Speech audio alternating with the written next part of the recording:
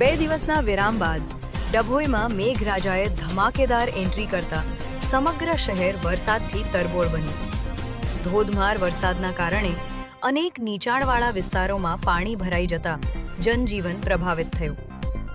નગરપાલિકા તંત્ર તાત્કાલિક મેદાને ઉતરી પાણીના નિકાલની કામગીરી હાથ ધરી હતી।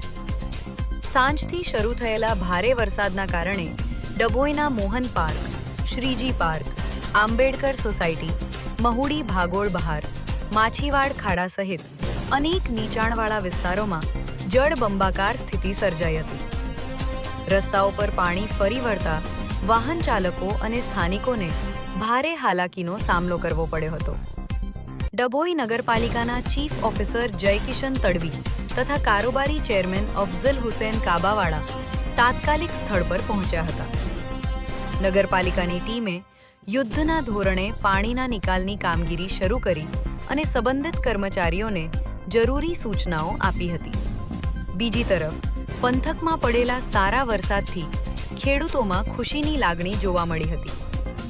વરસાદથી ઊભા પાકને જીવદોરી મળતા ખેડૂતોમાં આશા જાગી છે।